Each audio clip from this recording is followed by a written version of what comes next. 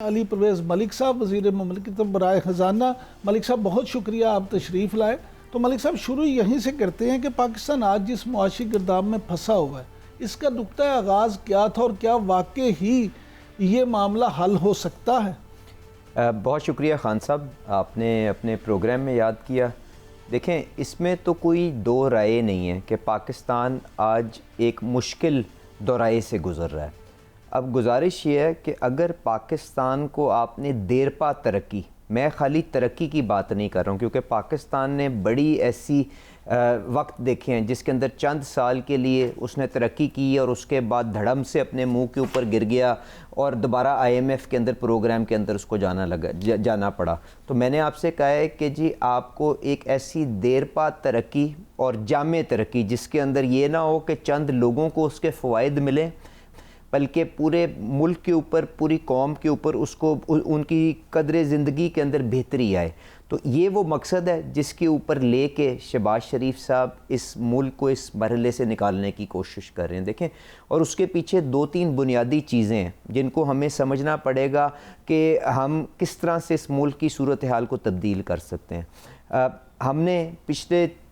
کئی سالوں سے اپنی حیثیت سے بڑھ کے کام کرنے کی کوشش کی۔ جس طرح ہی ہم گروتھ کی طرف جاتے تھے، ہمارے ڈالر کے ذخائر ختم ہو جاتے تھے اور ہم IMF کے پاس پہنچ جاتے تھے۔ تو ہمیں چند چیزیں ٹھیک کرنی پڑیں گی بنیادی۔ وہ اس میں سے ایک یہ ہے کہ پاکستان کی جو خسارے ہیں ان کے اوپر آپ کو قابو ڈالنا پڑے گا۔ جو اس میں سب سے بڑی بیماری ہے وہ آپ کا اندرونی خسارہ ہے، جس کے اندر آپ جانتے ہیں آپ کے اخراجات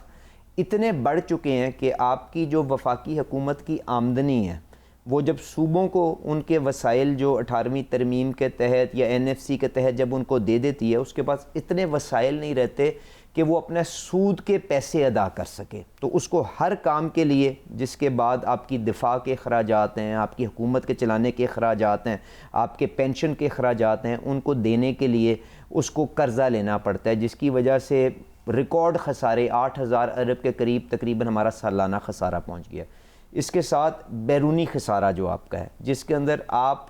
باہر کی دنیا کو اتنا مال ہی ایکسپورٹ نہیں کرتے، برآمد کرتے، جس کے مطابق آپ کے پاس یہ ڈالر کے ذخائر اکٹھے ہو جائیں اور آپ اپنی امپورٹس، جس کے اندر بنیادی طور پہ آپ کی پیٹرولیم امپورٹس ہیں اور اس کے بعد کھانے پینے کی اشیاء ہیں، ایگریکلچرل گڈز کی تقریباً جو آپ کی امپورٹس ہیں 10-12 بلین ڈالر کی ہو چکی ہوئی ہیں۔ خوردنی تیل 4 ارب ڈالر کا آپ کو امپورٹ کرنا پڑتا ہے۔ تو آپ کے پاس پھر جب ڈالر کے ذخائر ختم ہوتے ہیں تو پھر آپ کو IMF کے پاس جانا پڑتا ہے۔ اور تیسری چیز یہ ہے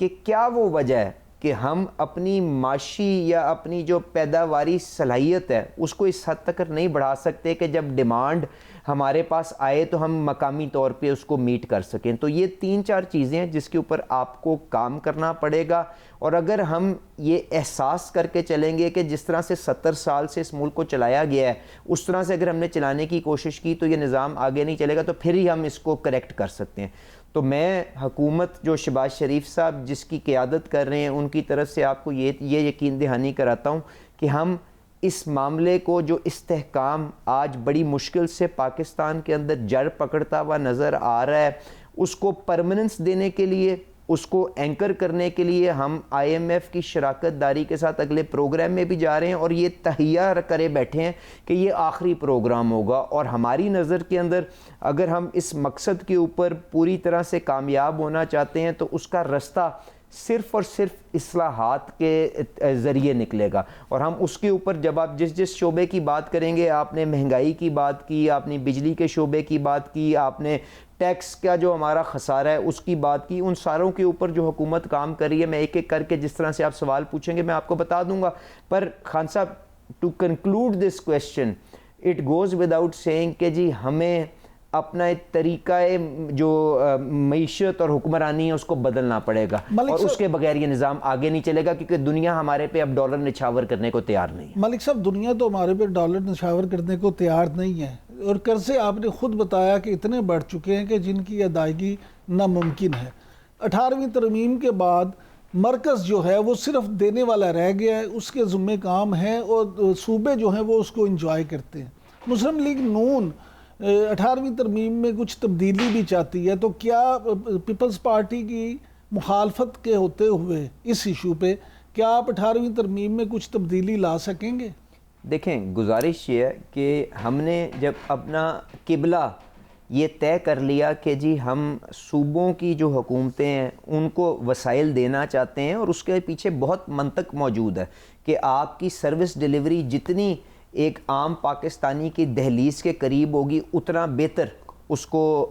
سروس ملے گی، کیونکہ آپ اس کا احتساب بھی کر سکتے ہیں، آپ ان لوگوں سے پوچھ گچھ بھی کر سکتے ہیں، اور لوگوں کے لیے شاید مشکل ہے کہ اسلام آباد پہنچیں، بٹ بات یہ ہے کہ اگر ہم نے یہ رستہ طے کر لیا خان صاحب، تو ہمیں پھر اس کو بالکل in true letter and spirit follow کرنا پڑے گا۔ اب اس کے لیے کیا طریقہ کار ہوگا؟ دیکھیں، اس میں یہ ہوگا کہ بہت سی پھر ایسے شعبے ہوں گے جن کو وفاق کو جن سے دور ہونا پڑے گا، اور صوبوں کو اپنی اس ذمہ داری کا احساس کرتے ہوئے نہ صرف ان ذمہ داریوں کو لینا پڑے گا، پر اس کے ساتھ ساتھ ان شعبوں کو جس کے اندر وفاق ٹیکسیشن نہیں کر سکتا، پراپرٹی کی بات آ گئی، سروسز سیکٹر کے اندر آپ کے سیلز ٹیکس کی بات آ گئی، ان کے اوپر اپنے وسائل بڑھانے کے لیے صوبوں کو کام کرنا پڑے گا۔ دیکھیں، میں اس کی چھوٹی سی آپ کو مثال دیتا ہوں۔ بے نظیر انکم سپورٹ پروگرام تقریباً 600 ارب روپے ریکارڈ اماؤنٹ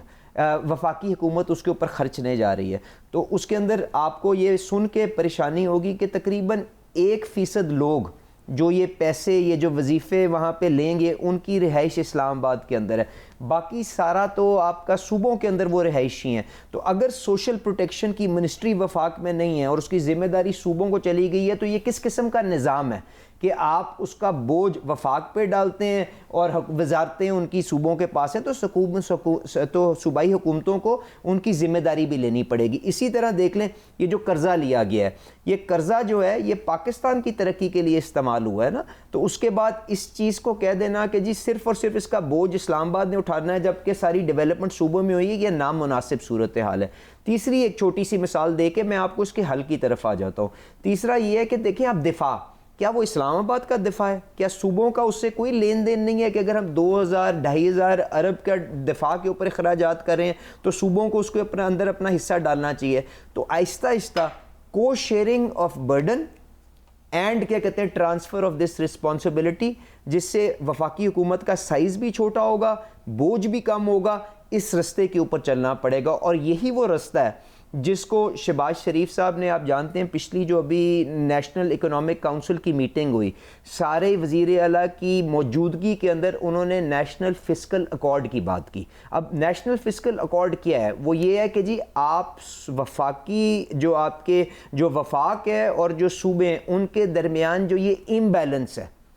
وسائل کا بھی اور اخراجات کا بھی، آپ نے دونوں پہلوؤں کے اوپر بات کی، میں نے دونوں کے اوپر روشنی ڈالنے کی کوشش کی۔ اس کو بیلنس اگر آپ کو لانا ہے تو پھر یہ نظام چلے گا، اور اس کے لیے کنسنسو بلڈنگ درکار ہے۔ اور مجھے پوری امید ہے کہ جب آپ سچائی کے ساتھ، آپ اچھی نیت کے ساتھ آگے چلیں گے تو ہر صوبہ اس میں آ کے اپنا حصہ ڈالے گا اور اپنی ذمہ داری کو احساس کرے گا، کیونکہ اس طرح نظام چل نہیں سکتا کہ کمائی ساری وفاق کرے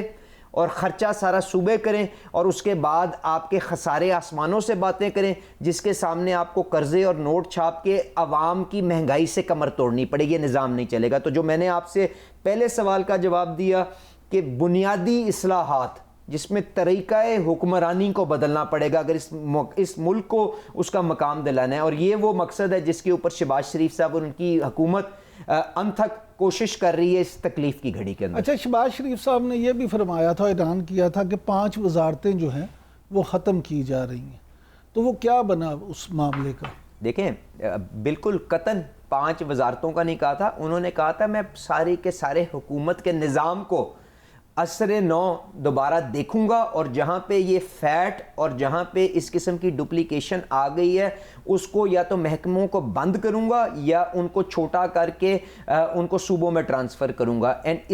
اس کام کا آغاز انہوں نے 2 اقدامات سے لیا تھا۔ ایک تو یہ تھا کہ انہوں نے پاک PWD، آپ جانتے ہیں جس کے اندر شاید تنخواہیں تو اتنا بڑا اس کا عنصر نہیں تھا، پر ان کے تھرو جو پیسے خرچ ہوتے تھے ڈیولپمنٹ میں، گلیوں نالیوں بننے کے اوپر، اس کے اوپر بے پناہ کمپلینٹس تھیں کہ اس کے اندر چوری چکاری بہت ہے، تو انہوں نے وہ محکمہ بند کر دیا ہے۔ اور دوسرا انہوں نے کہا کہ میں اس ایکسرسائز کا، اس ریویو کا آغاز 5 وزارتوں سے کر رہا ہوں، جس کے لیے انہوں نے اعلیٰ سطح کے اوپر کمیٹی بنائی جو فائنانس منسٹر آف پاکستان خود ہیڈ کر رہے ہیں. روزانہ 3 گھنٹے کے اوپر اس کے اوپر ان کا ریویو ہو رہا ہے، جس کے اندر نہ صرف ان وزارتوں کو چھوٹا کیا جا رہا ہے پر ان کے ساتھ اٹیچ ڈپارٹمنٹس. دیکھیں منسٹری آف انڈسٹریز کے اندر national fertilization corporation, furniture company, پتہ نہیں کون کون سی کمپنیاں، کون کون سے اخراجات اس کے اندر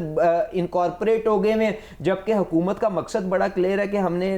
حکومت کو چھوٹا کر کے اس جو کاروبار چلانے کے نظام سے باہر نکالنا ہے. تو اس نظر سے، اس اینک سے وہ سارے کی ساری چیز کو ریویو کر رہے ہیں، اور پہلی 5 منسٹریاں جن کی طرف آپ نے اشارہ کیا ان کے اوپر حتمی فیصلے وزیر اعظم صاحب اسی مہینے کے اندر اپنی تقریر، جس کے اندر وہ اپنا روڈ میپ، کیونکہ اصلاحات کہہ دینا تو بہت آسان ہے خان صاحب کہ جی ہم ایک دفعہ پھر اصلاحات کرنے جا رہے ہیں. میرے خیال سے جتنی حکومتیں آئی ہیں انہوں نے کہا ہے. تو آج جو چیز درکار ہے وہ یہ ہے کہ آپ وہ کیا روڈ میپ ہے جس کے اوپر چل کے ان ساری چیزوں کو عملی جامعات پہنچائیں گے. تو وہ اس کا آپ کو اسی مہینے وزیر اعظم صاحب کی ایک جامع تقریر کے اندر وہ نظر آ جائے گا، اور اسی کے اندر یہ جو 5 وزارتیں جس سے ہم اس کام کا آغاز کریں، جس کو ہم رائٹ سائزنگ آف دا حکومت کہہ رہے ہیں، ڈاؤن سائزنگ نہیں. اگر کسی جگہ کوئی چیز چاہیے تو بالکل وہاں پہ ہونا چاہیے. اس کی پروڈکٹیوٹی، اس کی ایفیشنسی کیسے بڑھانی ہے وہ ضرور دیکھ رہے ہیں ٹیکنالوجی کے ساتھ، پر رائٹ سائزنگ اس لیے کہہ رہے ہیں کہ جہاں پہ اب آپ کو سوشل پروٹیکشن کا ڈپارٹمنٹ نہیں چاہیے